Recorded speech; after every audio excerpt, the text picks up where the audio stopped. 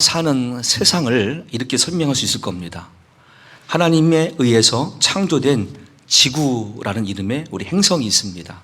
거기에 현재 77억 인구의 사람들이 인종과 국가를 이루며 다양한 동식물들, 미생물들, 변화무쌍한 자연환경, 그리고 쉽게 이해할 수도 없고 예측할 수도 없는 사건들과 공존하면서 살아가는 시공간이다. 이렇게 정의할 수 있습니다. 그리고 영적으로는 더하여서 마귀가 공중 권세를 잡고 미혹하는 환경도 포함됩니다. 자, 이렇게 세상을 정의할 때 보장된 평안함이 없어요. 어떤 분들은 야, 세상은 살만해. 하지만 이걸 알면 그런 마음과 그런 고백들은 다 무효가 돼요. 아니에요. 세상은 만만치 않고요. 편안함도 보장된 곳이 아니에요. 그러므로 많은 분들은요, 자기가 태어나서 자라며 이 세상이란 틀을 어떤 관점으로 살 것인가, 이것이 자기의 경험과 지식으로 축적이 되죠. 나는 세상을 이렇게 바라봐. 난 이런 방식으로 살 거야. 그것을 어려운 말로 세계관이라고 합니다. 오늘 본문의 말씀에서는 세계관을 가르쳐요. 이런 세계관을 가져라라고요. 그 전에 먼저 우리 각자의 인생관부터 다시 한번 점검받을 필요가 있습니다. 내가 대한민국에 태어났습니다. 제주도에서 태어났습니다. 성장하고 있습니다. 지금 현재의 나이가 되었습니다. 그때 내가 태어난 나라의 그 언어의 그 문화의 그 모든 습관들을 나의 경험과 지식으로 담죠. 그리고 내가 나만의 인생관으로 이제 발전하게 되죠. 나는 이런 방향과 이런 삶을 지향한다라고요. 그건 각자의 인생관이에요. 그 인생관으로 세상을 바라볼 때 이게 세계관이 되는 거예요. 그렇다면 조금 우리가 큰 시각이 필요하죠. 대한민국 제주도 서귀포에서의 나의 인생관이 세계를 바라볼 때는 관점이 달라져야 되고 넓혀져야 돼요. 이건 당연한 거예요. 근데 세계를 바라보는 관점도 여전히 서귀포에 머문 조그만 시각이면 나는 결국 도태가 돼요. 이 세상에서는 맞지 않는 사람이 돼요. 근데 하나님은 그런 우리들에게도 지난주 말씀대로 한 사람이 되면 가능하다고 말씀하신 이유가 믿음으로는 다 극복될 수가 있기 때문에 주신 말씀이었죠. 그 땅에 정의를 행하며 진리를 구하는 자 한 사람이라도 찾으면 내가 이 성읍을 용서하리라. 그 사람은 곧 믿음의 사람이었어요. 하나님을 경외하고 말씀대로 순종하는 사람이었어요. 그 사람이 예루살렘 성에 어떤 자리에 있든지 그 믿음만 있으면 그 가치를 인정받는 시대였어요. 오늘도 마찬가지예요. 저는 지금 인생관에서 조금 더 큰 시각의 세계관을 말씀드리고 있어요.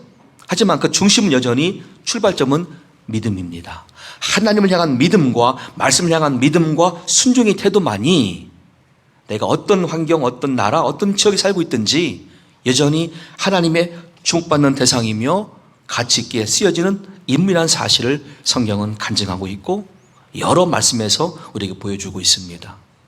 오늘 그 가치관에 대한 말씀이 이제 세계관의 이름으로 여러분들께 소개될 겁니다.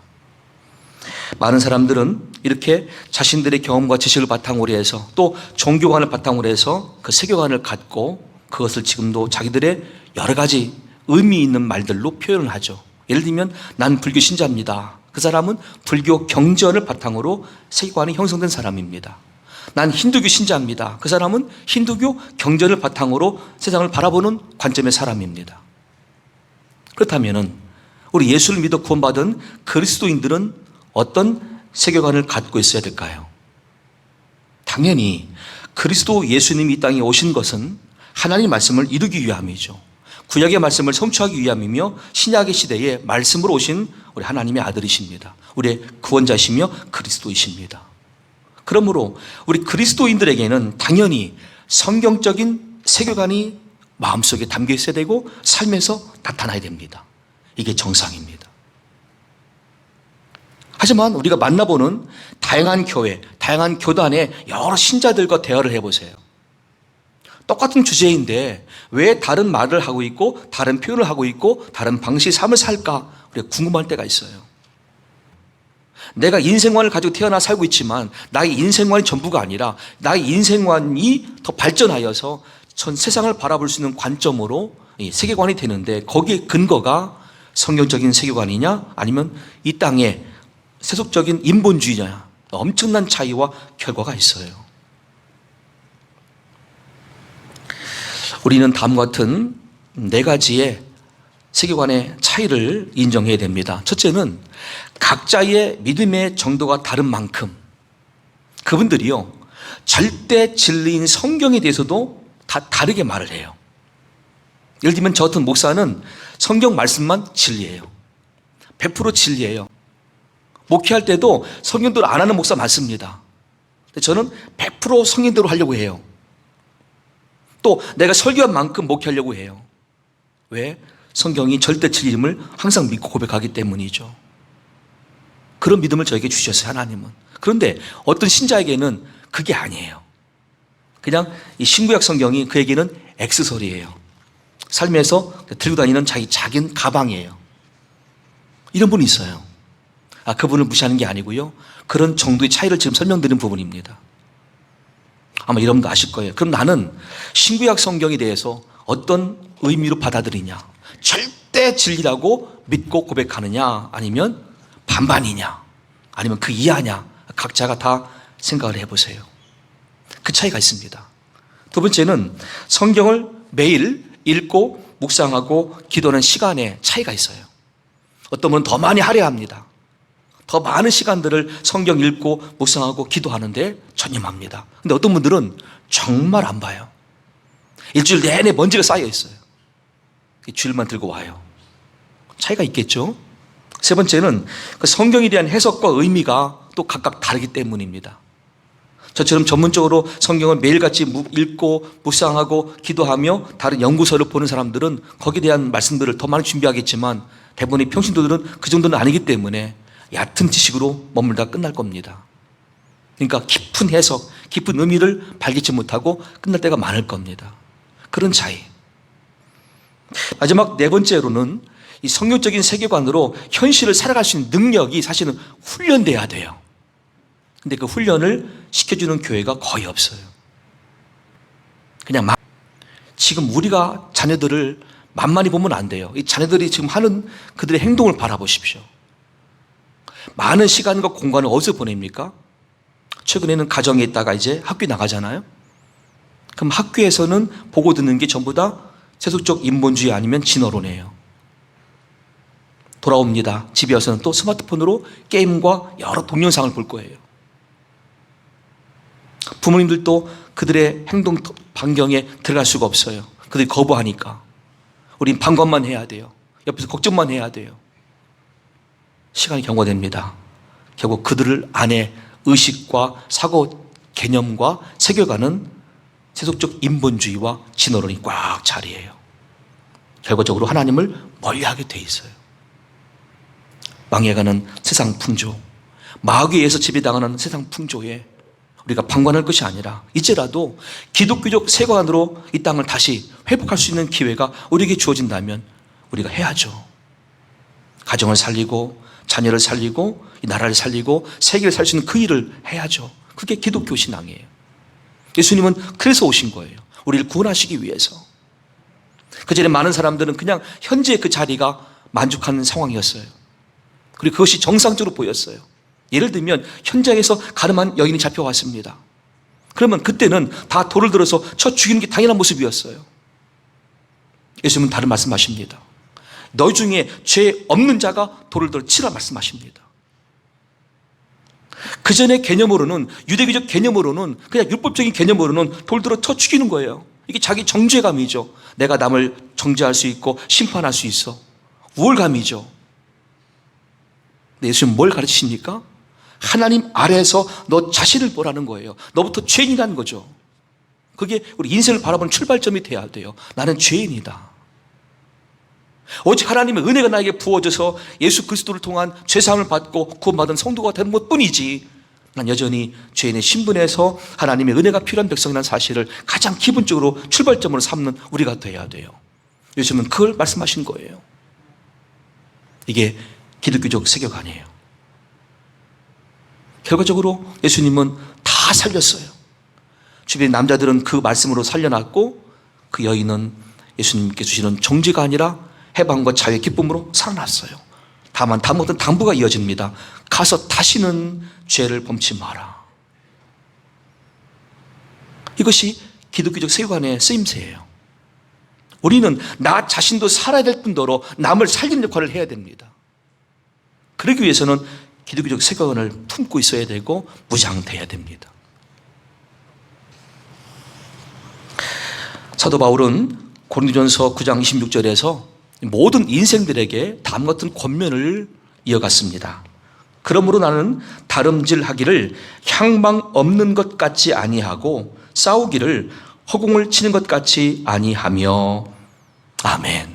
자기 인생에는 분명한 목표가 있다는 거예요. 내 인생 다름질하는 목표는 어디예요? 하늘나라라는 거예요. 그리고 지금 내가 싸울 대상은 옆에 있는 성도가 아니고 옆에 있는 누군가가 아니라 영적 권세를 잠깐 부여받고 공중 권세 잡은 마귀, 그리고 마귀가 지배하는 사람들이 내가 싸울 대상이다라고 분명히 밝히고 있어요. 이것이 바울의 세계관이에요. 우리는 너무나 편협한 시각으로 바라봅니다. 그리고 내가 싸울 대상을 저 아무개라고 어떤 사람을 지칭합니다. 바울은 다른 말을 하는 거예요. 우리가 싸울 대상은 저 사람이 아닙니다. 저 사람은 지금 구원이 필요한 사람입니다. 저 사람은 축복할 대상입니다. 정죄하지 마십시오. 정죄할 사람은 우리가 아닙니다. 하나님이 하십니다. 이걸 말씀하는 거예요. 이게 기독교적 세계관이에요. 본문의 말씀을 지금 이제 설명을 바탕으로 다시 한번 들어보십시오. 너희는 이 세대를 본받지 말고 오직 마음을 새롭게 함으로 변화를 받아 하나님의 선하시고 기뻐하시고 온전하신 뜻이 무엇인지 분별하도록 하라. 내게 주신 은혜로 말미암아 너희가 각 사람에게 말하노니 마땅히 생각할 그 이상의 생각을 품지 말고 오직 하나님께서 각 사람에게 나누어 주신 믿음의 분량대로 지혜롭게 생각하라. 아멘. 이제 조금 이해가 되십니까? 이것이 성경적인 세계관, 기독교적 세계관입니다. 우리에게 지금 절실히 필요한 주제입니다. 자, 그렇다면은 우리가 이제 이 성경적인 세계관으로 나가는 방향의 첫 번째 단계를 여러분께 소개해 드립니다. 어떻게 하면 이렇게 무장되고 이렇게 쓰임받을 수 있을까 하는 질문의 첫 번째 답은 이렇습니다. 여러분, 죄를 회개하고 예수님을 그리스도로 영접하십시오. 본문의 말씀 2절을 현대인의 성경은 다음과 같이 전합니다. 여러분은 이 세상을 본받지 말고 마음을 새롭게 하여 변화를 받으십시오. 그러면 하나님의 선하시고 기뻐하시고 완전하신 뜻이 무엇인지를 알게 될 것입니다. 아멘. 내가 나중 결과를 위해서라도 사전에 무엇이 필요하면 마음을 새롭게 되어서 변화될 준비가 필요하죠. 이걸 누가 해주십니까? 우리 의지만으로 아니에요. 하나님이 내 안에 오셔서 그런 마음의 토양을 준비시켜 주셔야 돼요. 내 마음이 기경이 돼야 돼요. 내 마음이 갈아져야 돼요. 이게 회개예요. 전에는 내가 기독교적 세계관을 아주 모르고 살았으나 오늘 이 말씀을 통해서 도전받습니다. 하나님, 저는 몰랐습니다. 영적 무지를 용서해달라고 기도해야 돼요. 그리고 내 안에 성령께서 빛으로 오셔서 내 마음을 갈아주십시오. 기경하여 주십시오. 옥토의 마음에 하나님 말씀으로 씨를 뿌려주십시오. 그 씨가 자랄 때에 100배, 60배, 30배 결실을 볼 수 있는 옥토된 심령이 되기를 원합니다. 이게 회개예요. 과거 우리는 그냥 좋으면 좋은 거였어요. 남들이 하자면 하자도 다 갔어요. 다수결이었어요. 근데 그 뜻이 아니에요. 성경을 기준으로 삼으라는 거예요. 전체가 다수결을 말한다 할지라도 성경이 아니면 우리 한 사람이라도 거부할 수 있는 당당한 은혜가 필요한 거예요. 아닙니다. 성경 여기에는 이렇게 말씀하십니다라고 말할 수 있는 우리가 되라는 거예요. 왜? 그 한 사람으로 말미암아 그 성을 용서할 수 있는 하나님의 은혜가 임하기 때문이에요. 다 휩쓸리면 안 돼요. 세상 풍조가 이 땅의 인본주의와 진화로 인하 할지라도 우리는 거부할 수 있어야 되고 반기를 들어야 돼요. 아니요, 창조입니다. 하나님에 의해서 창조된 피조물들입니다 라고 말할 수 있는 우리가 돼야 돼요. 그러기 위해서는 성경적인 세계관 첫 번째 단계를 다 경험해야 되겠죠. 주님, 나는 죄인입니다. 구원자가 필요합니다. 주 예수님 내 안에 오시옵소서. 내가 주님을 나의 그리스도로 영접합니다. 이게 인격적인 만남이에요.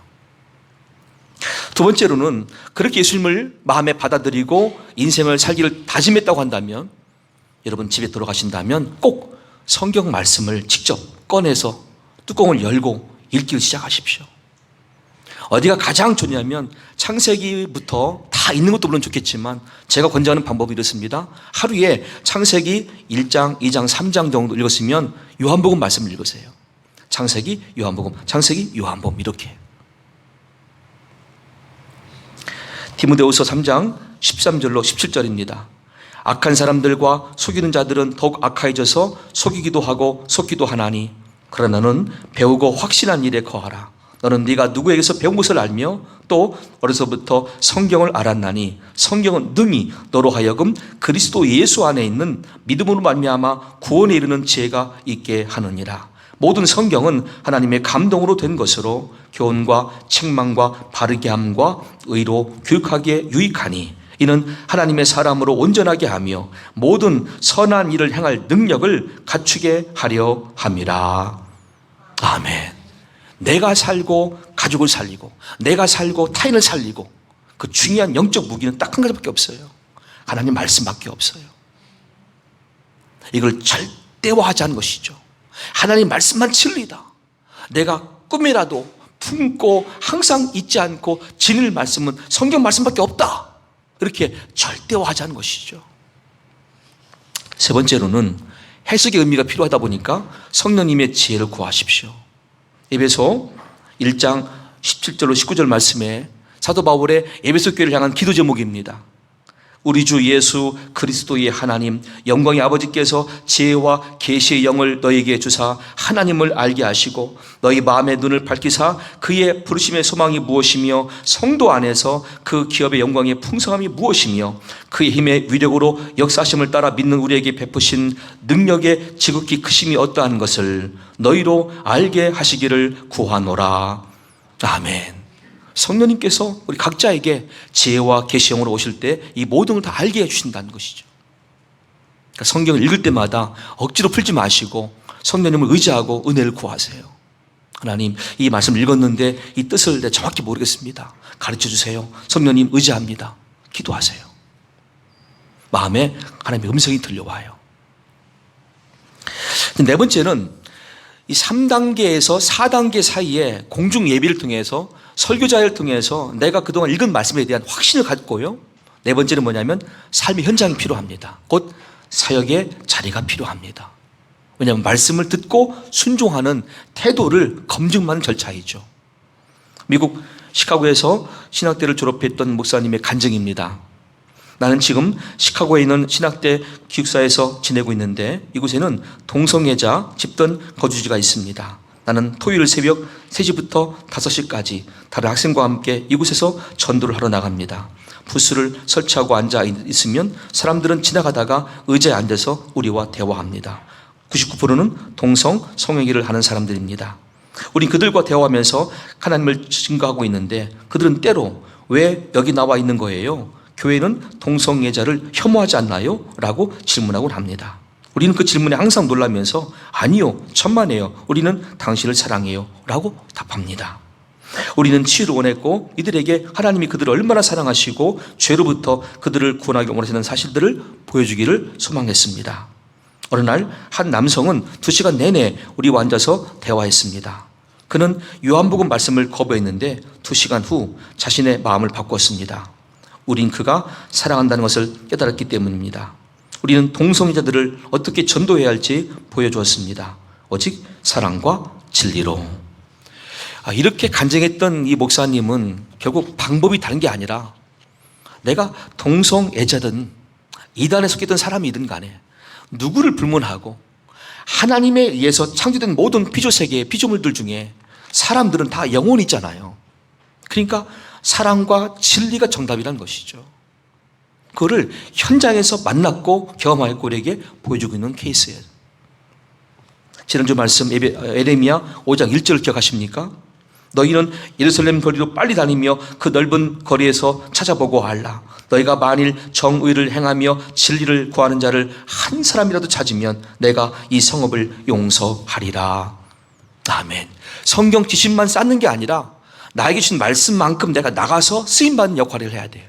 현장에 있어야 돼요. 가정이든 교회든 주변의 이웃들이든 간에.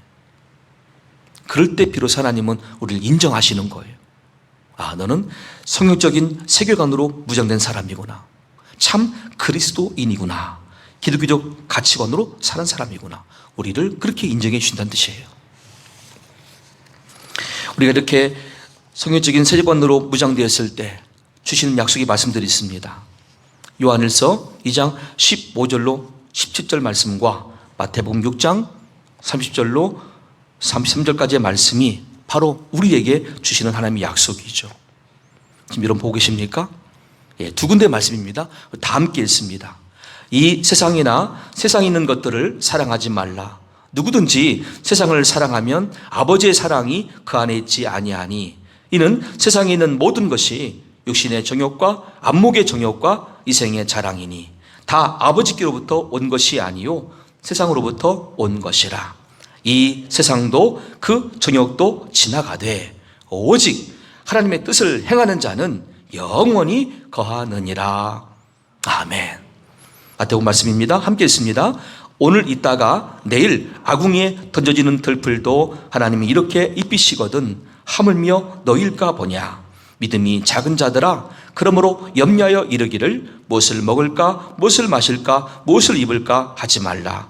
이는 다 이방인들이 구하는 것이라. 너희 하늘 아버지께서 이 모든 것이 너희에게 있어야 할 줄을 아시느니라. 그런즉 너희는 먼저 그의 나라와 그의 의를 구하라. 그리하면 이 모든 것을 너희에게 더하시리라. 아멘. 이 약속의 대상이 바로 성경적인 세계관으로 무장되어 오늘도 신실하게 삶을 이어가는 저와 여러분들에게 주시는 하나님의 말씀입니다. 여러분, 이 시대는 만만치 않습니다. 경랑기입니다. 지금 아프리카 초벌된 메뚜기들이요 인도를 거쳐 중국까지 들어왔다는 외신 보도가 들어왔어요. 이제 그것이 가뭄과 기근을 불러올 수 있어요. 식량 전쟁을 불러올 수도 있어요. 근데 성경에는 그 메뚜기, 가뭄, 기근, 전쟁, 전염병이 전부 다 하나님 쓰시는 방법으로 표현하고 있습니다. 지금 이때는 하나님 우리를 징계하시고 깨닫게 하시기 위해서 말씀하시는 시간들이에요. 여러분, 하나님께 초점을 두시고 기도하십시오. 자신의 권뿐 아니라 온 인류가 살기를 원한다면 기도하셔야 됩니다. 주의 나라를 향하는 아름다운 가사로 다음 같은 복음 찬양이 있더라고요. 이 사람들은 가사를 쓸 때에 성경적인 세계관으로 가사를 준비했습니다. 한번 잘 보십시오. 어린아이가 부모에게 묻습니다. 하나님 나라는 어떤 곳일까? 아픔과 슬픔이 없는 나라인가요? 하지만 이곳은 그렇지 않은 걸. 하나님 나라에 살고 싶어요. 부모가 말합니다. 하나님 나라는 이곳이란다. 여전히 아프고 슬픈 일이 있지만 행복과 기쁨이 여전히 있는 걸. 우리가 하늘과 땅의 통로야.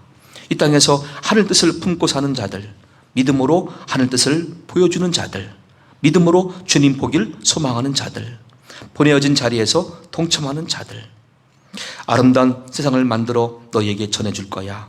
그것이 우리가 해야 할 사명인걸. 그가 다스리는 그의 나라에서 하나님이 세상을 지으사 회복하고 통치하시네. 주님이 이곳에 나타나 오시는 날 세상과 우리는 완전하게 변할 거야. 이미 왔으나 아직 오지 않은 지금 여기 임한 그 나라, 지금 이루어가고 앞으로 이루어갈 평화의 나라, 하나님 나라. 이런 가사가 있어요. 예, 이미 왔지만 아직 오지 않은 하늘나라 맞아요. 그 완성된 시간을 하나님이 허락하시고자 우리를 지금 점점 인도하고 계시거든요. 그 중간에 이런 코로나19 같은 위기가 있을 뿐입니다. 우리의 정확한 시간표를 가늠하시면서 오늘 나에게 필요한 영적 주제인 성경적인 세계관으로 무장되어지는 여러분과 저의 삶이 될 수 있기를 예수님의 이름으로 간절히 축원합니다.